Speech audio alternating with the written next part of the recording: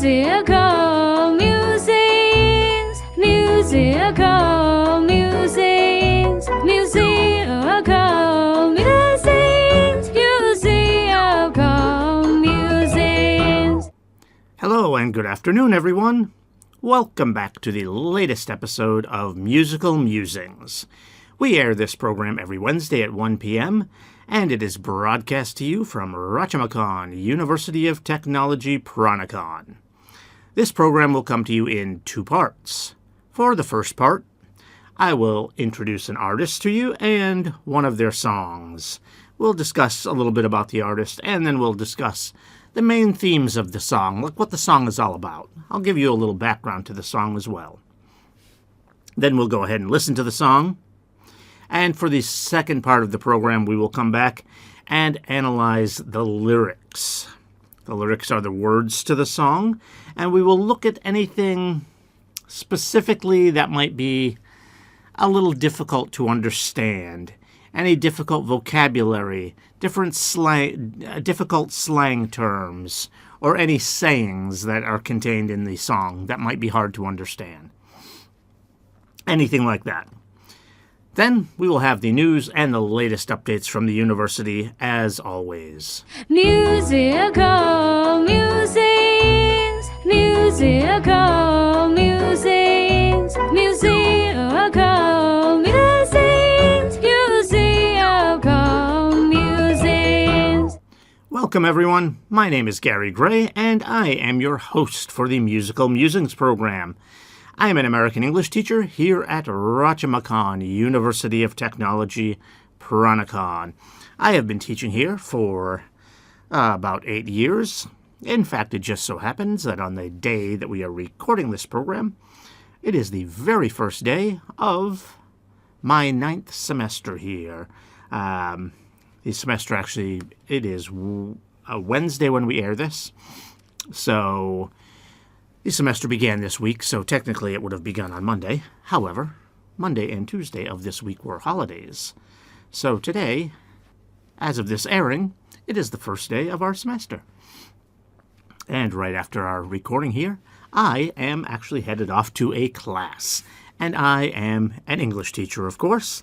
I do occasionally teach science here, although I have not had a science class in several years. But I do sometimes teach that. That is my background from America. I am a scientist, but I've been teaching English here for 8 years now, and going into my 9th year as of today, from when this is being aired. Okay, so during my English classes, I do sometimes like to incorporate music, and so that's why naturally I am bringing you this music program. And for today's episode, we are going to be doing the song Diamonds and Rust by Joan Baez. First, a little bit about Joan Baez. Okay, so Joan Baez, she was born in 1941 in Staten Island, New York, and she is still active.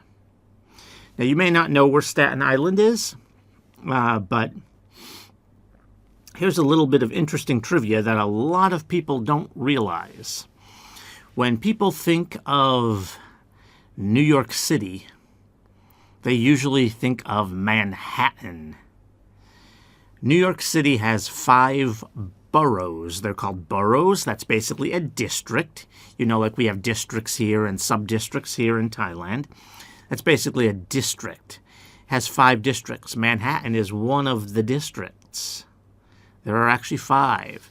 There's Manhattan, Queens, Brooklyn, the Bronx, and Staten Island. So Staten Island is one of the boroughs of New York City. So she's born in New York City. We just don't think of it that way a lot of times. We mostly think of Manhattan as being New York City. But she was born in New York City. Staten Island is part of the city.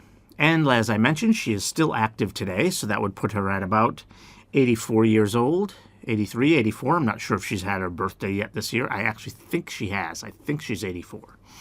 But she'd be 83 or 84. So she's getting pretty old. She looks just based on her appearance, she looks quite good for her age. She looks like she could go out on tour and do lots of dates and be very active. I don't know if she feels that way inside, so I don't know really how active she is. I'm not sure how much touring she does, but she looks really good for someone that is of that age. Now, her style of music is mostly folk.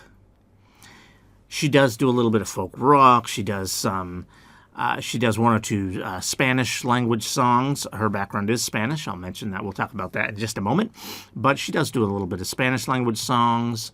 She does kind of some country folk as well. But it's mostly around that folk style. Now, most of her songs are cover songs. We've talked about this a couple of times over the past few weeks. We've done a few other folk artists. We've done Judy Collins and Joni Mitchell.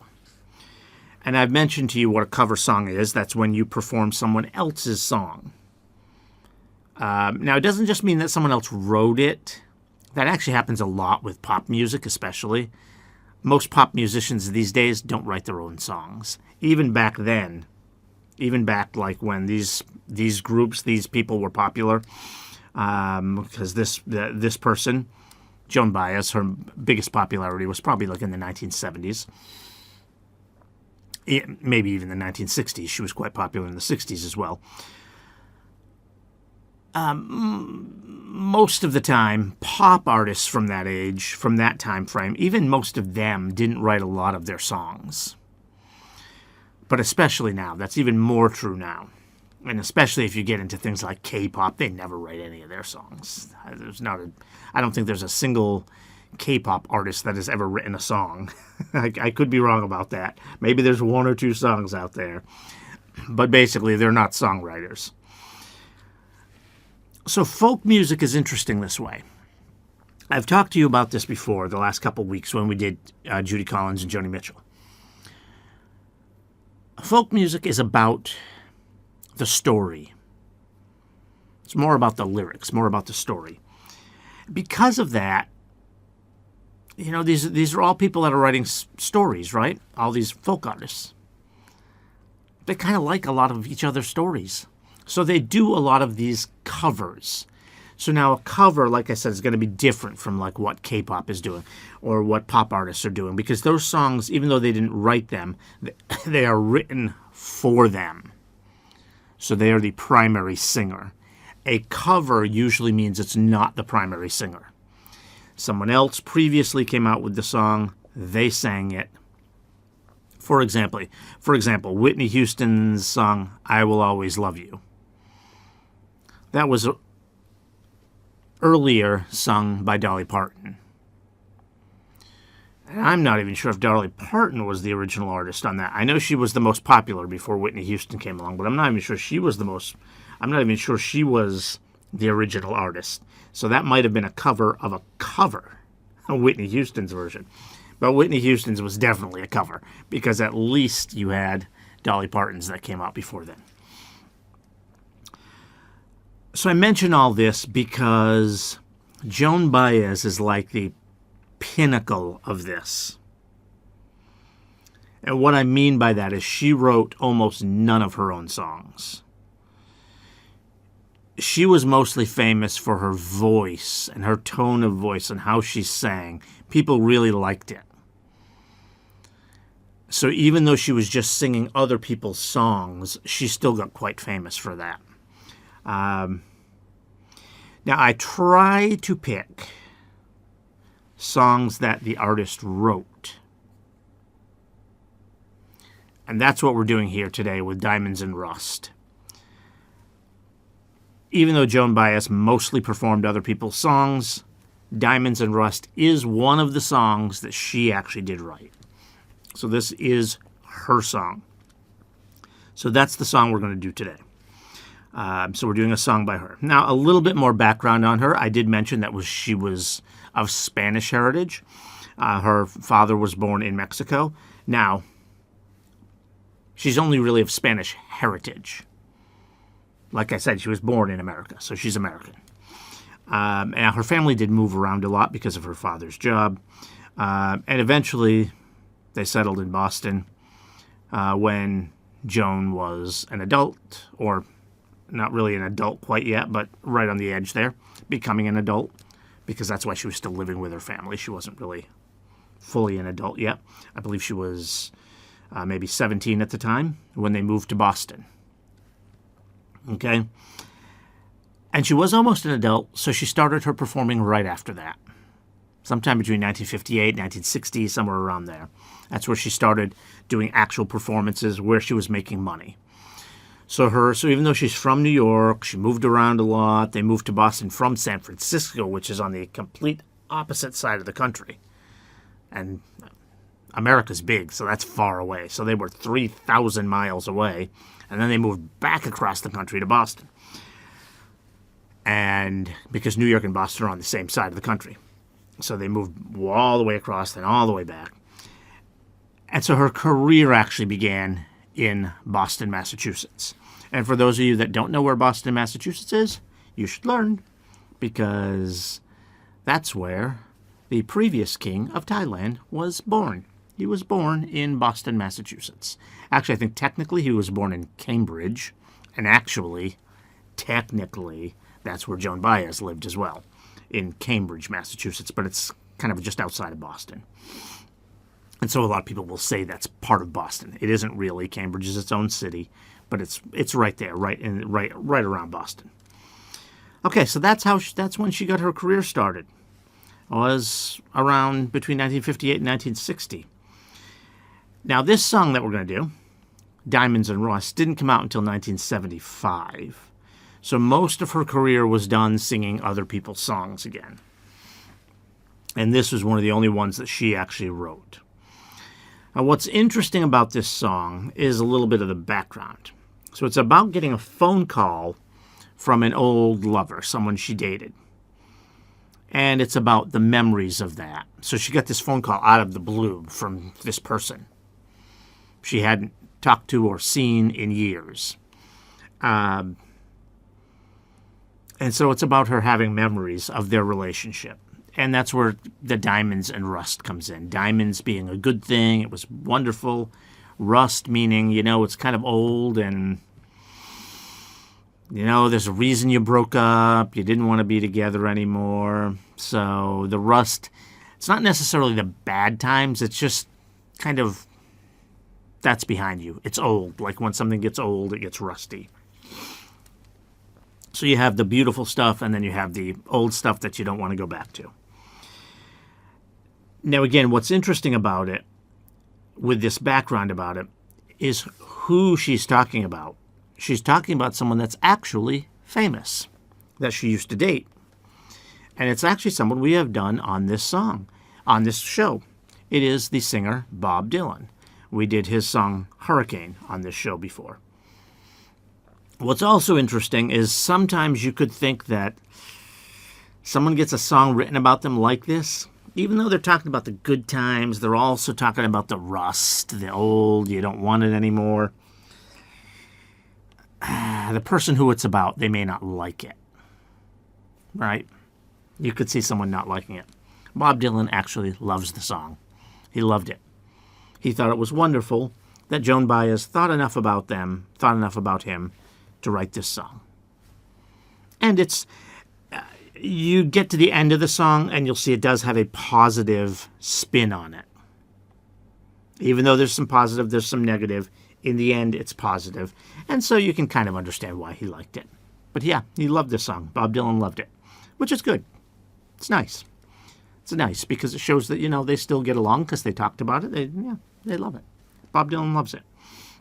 This song got to number 35 on the Billboard charts in the U.S. The Billboard, that's just the name of it. It's a magazine that goes around and collects all of the data for how much something is played on the radio, and they rank everything. I think they still do it today. I think the magazine may still be out today. It's harder to do with all the streaming services. I'm not sure how they collect all their data, but I'm pretty sure it's still around. They still have their rankings. They've figured out how to do it. Back then it was just radio play. But even that's hard to collect. We didn't have the internet back then. So what did they do? They had to call every single radio station and find out how many times they play each record or something. It's a little crazy how they do it. But they managed to do it, and they're kind of the standard that everyone uses for how popular music is. And this got to number 35 on the top 100 list in the U.S. And that's a pretty good ranking. It's not really, really high, but I've told you before on this show that the 1970s and 1980s were really a big time for music. So even if you get on the list at all, that's pretty good. 35, top half of the list, that's not bad. That's how high this song got. Okay, so we've got a lot of lyrics to go through. So we're going to go ahead and get to the song right now. As always, for those of you joining us on YouTube, because of copyright issues, we cannot embed the video, so we're going to give you a link up top. Please click on that link to watch the video. Once the video is completed, you can click back over here to this video to get the second half of our program where we will go over the lyrics. And everyone else out there, if you're listening on streaming or radio, we can play the music, so you should be able to listen just fine. All right, let's get to the song. Musical musings, musical musings, musical musings, musical musings. Welcome back, everyone. All right, so that was Diamonds and Rust by Joan Baez. Again, it's about the memories of an old lover. And once again, the interesting thing about this is this lover that she's talking about is another famous person. It is Bob Dylan, who was another folk singer, who I guess she used to date. Okay, so there are a lot of lyrics in this song, so let's get right to it. So we start the song, "Well, I'll be damned, here comes your ghost again." But that's not unusual, it's just that the moon is full. And you happen to call, and here I sit. Hand on the telephone, hearing a voice I'd known a couple of light years ago, heading straight for a fall. Okay, so, well, I'll be damned, here comes your ghost again. When someone says, well, I'll be damned, it means they're surprised. They're surprised.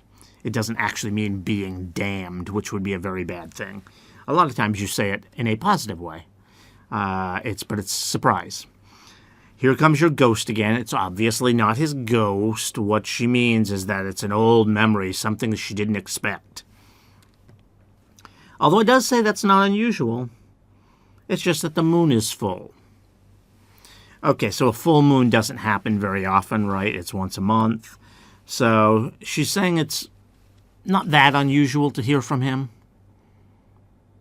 But it's not often. So it's been a while. Okay, and you happen to call, and here I sit, hand on the telephone, hearing a voice I'd known.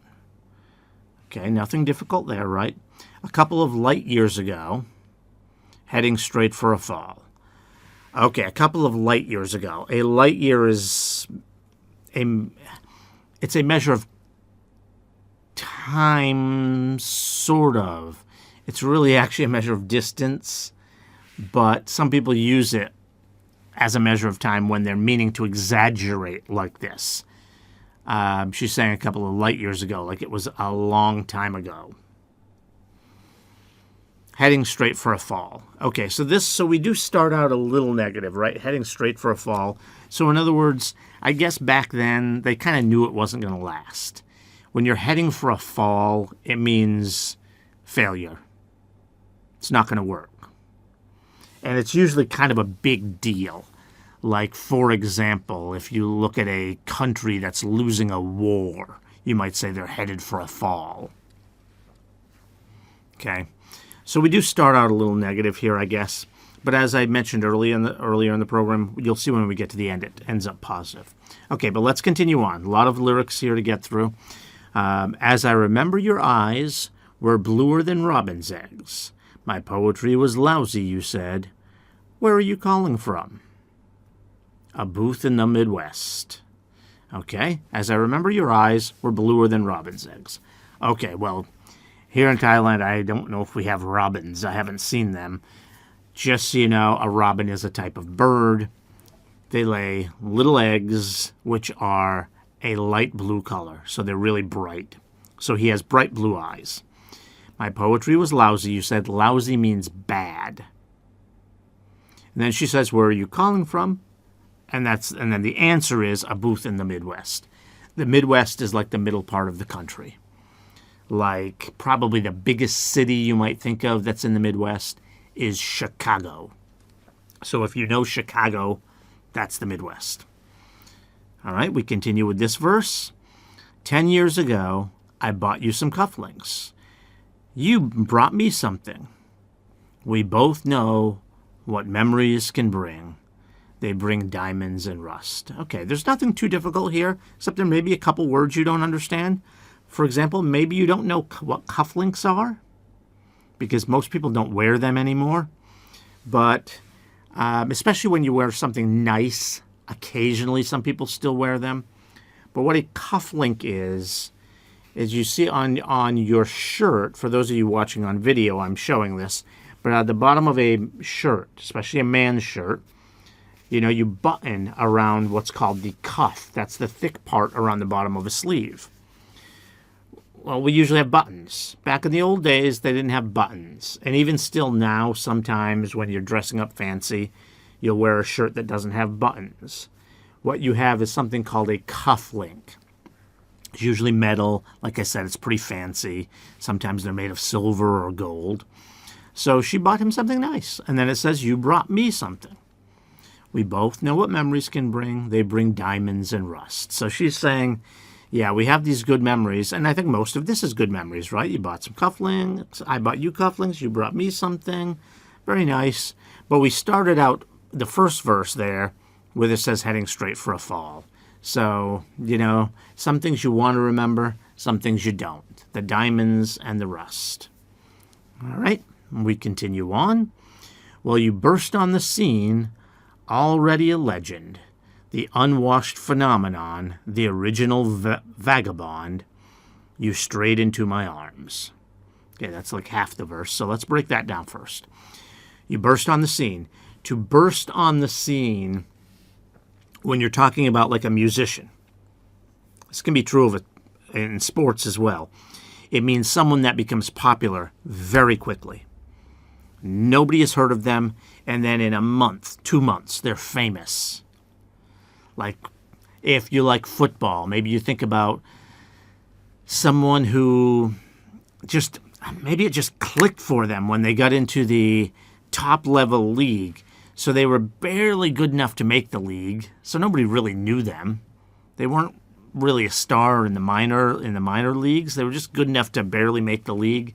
And then all of a sudden they're scoring 2 goals like every game, which is a lot in football. That's bursting on the scene.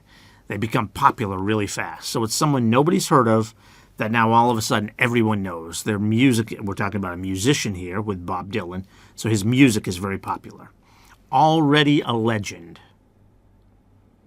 This was written in 1975, so Bob Dylan had not been around for that long yet. And quite a while. I believe he started before Joan Baez did. I think he was more closer to the mid-60s.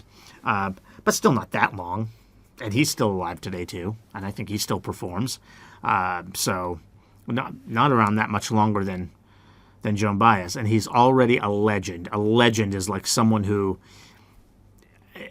everyone thinks is kind of like the best. For example, in basketball, it's either Michael Jordan or, I don't know. I don't follow basketball that closely. I stupidly can't even think of the person's name now that still plays. Oh, LeBron. Some people think LeBron is better than Jordan. I still think Jordan was better, but I don't follow basketball that closely, so I don't know. But that's what a legend is, one of the best ever. The unwashed phenomenon, the original vagabond. Okay, unwashed means, they're not clean, unwashed. In other words, their performance is not perfect. And if you listen to Bob Dylan, you'll understand why someone would call him that. His voice is, for some people, awful. I don't like his voice. I'm not a big Bob Dylan fan. He does write a lot of good songs. That's why we did one of his songs on here. We did Hurricane, a song I love. But I don't like his voice. A lot of people don't. Because he doesn't really sing. It's it's really weird. It's a weird voice. So that's why he's an unwashed phenomenon. The original vagabond. A vagabond is someone that just kind of goes place to place to place to place to place. You can picture a folk singer doing that. We're going to go play our music here, then we're going to go play our music over there. We're going to go, because they like to tell the stories. They're kind of, they don't like to stay in one place. They like to travel around a lot. It's a vagabond. A lot of times we associate them with being poor too. They don't have much. Obviously, he's a legend. He's probably rich, so I don't know that he's really a vagabond in that sense, but you get that. And then it says, you strayed into my arms. To stray somewhere means to wander somewhere without really intending to do it. So in other words, they didn't intend to meet and fall in love.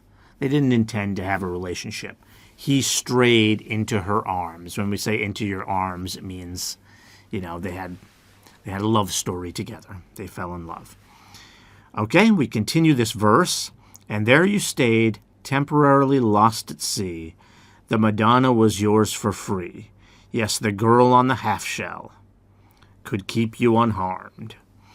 All right, so some of this is a little difficult to understand. But basically what it's saying is that he was having some trouble. Maybe just trouble in love, because he was already a legend. His music was great. But he was maybe having some trouble. And Joan Baez was a very safe, nice, kind, decent person. So there you stayed, temporarily lost at sea. So lost at sea, I assume they mean in his love life. Again, I don't know. It doesn't explain that. But the next couple lines seem to mean that. And as I said, he wouldn't have been lost at sea musically. He was very popular. So temporarily lost at sea. They don't mean he's actually lost at sea. They mean he's lost in his love life. The Madonna was yours for free. Okay, this one's a little weird. It sounds like she's calling herself the Madonna. The Madonna is like a term for Mother Mary, the mother of Jesus. So you're talking about someone that's perfect. No, I don't think she'd be calling herself perfect.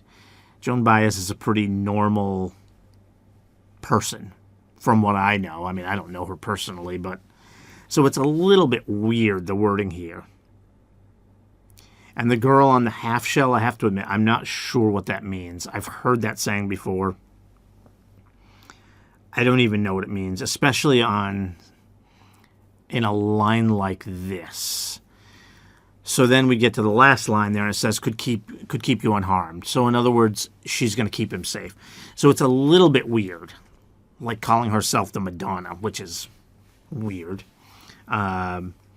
And it doesn't mean the singer Madonna. Madonna, Madonna didn't start performing and become famous until several years after this. So this is not talking about Madonna. This is talking about the Madonna, which is a reference to Mother Mary, I believe. I believe it is. The Catholics use that term. Protestants don't. Those are both Christian groups. I grew up Protestant, so I never used that term. I'm pretty sure what that refers to. I'm pretty sure that refers to Mary, the mother of Jesus, though, who the Catholics believe didn't have any sin. Now, Protestants believe she did have sin because they believe that Jesus was the only one that didn't have sin, whatever. It's all a big religious thing. But anyway, this is someone who's viewed as perfect. That's why I say the line's a little weird. I don't think Joan Baez would consider herself perfect. But basically, the point, though, of that section is basically saying that she can protect him. He's had trouble in his love life.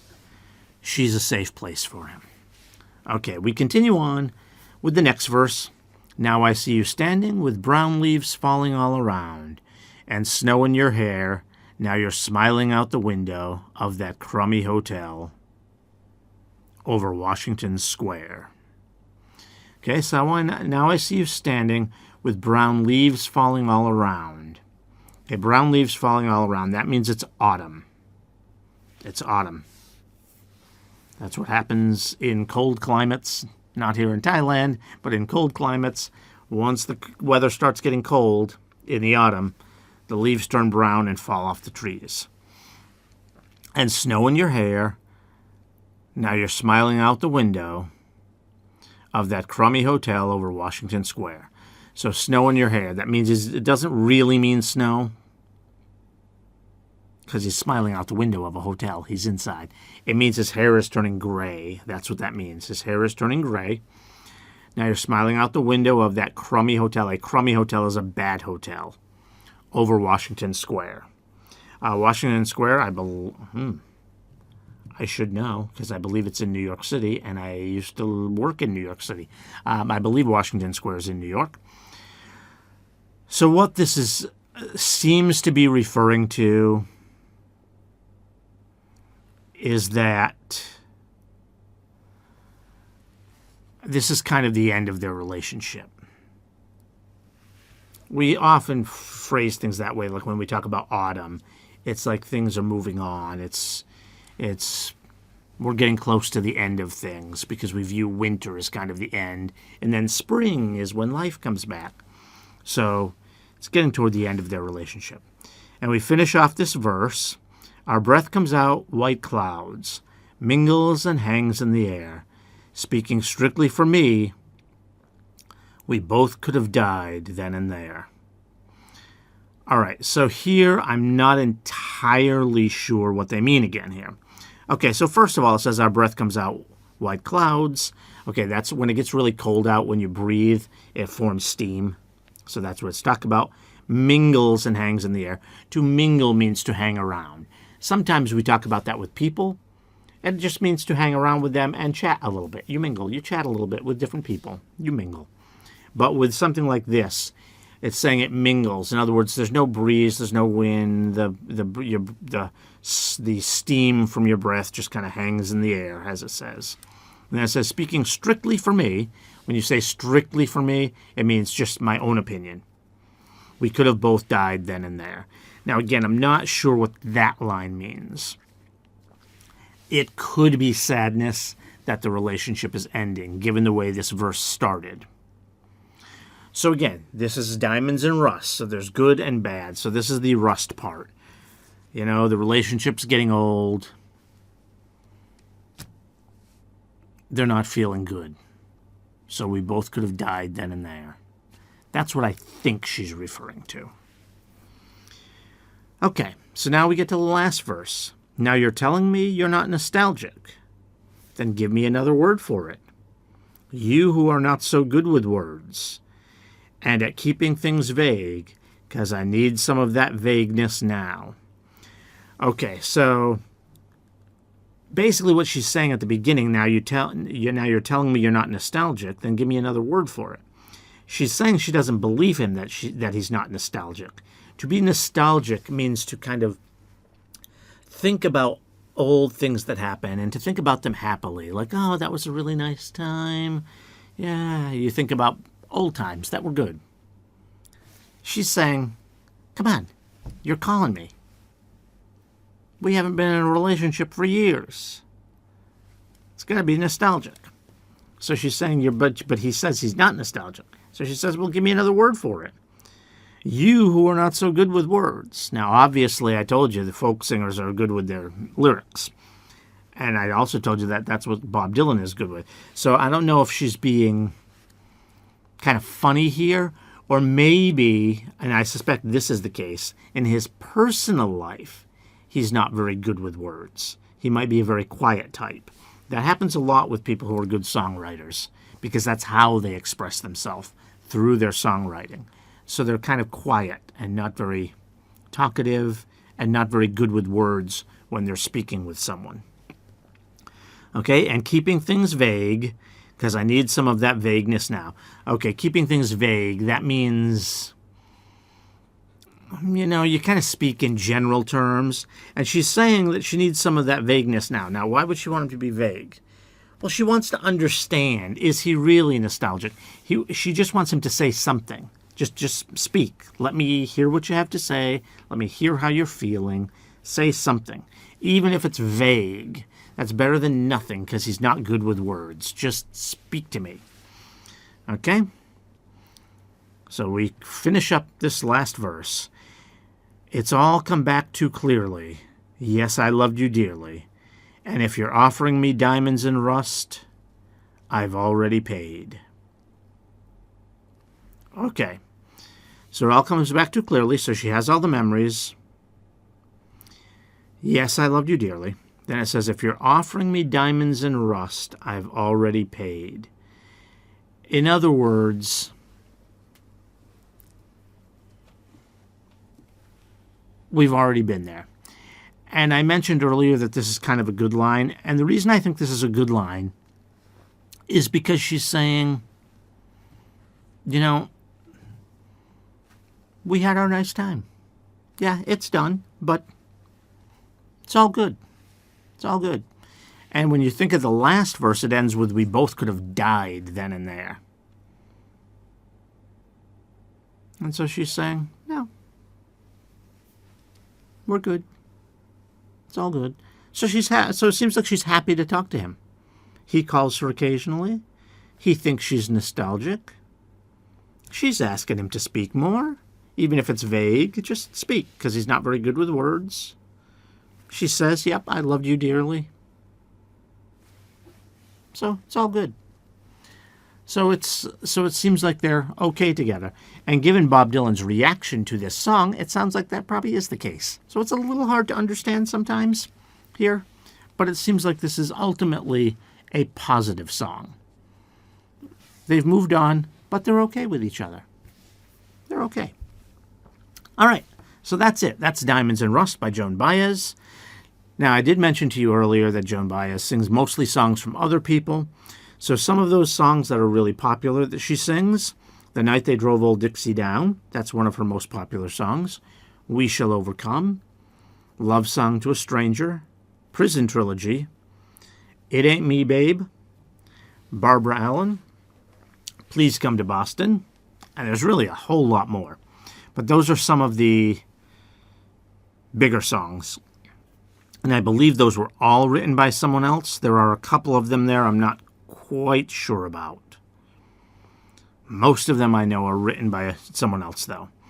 So those are not her original songs. Again, Diamonds and Rust is one of her original songs. That's why we did it.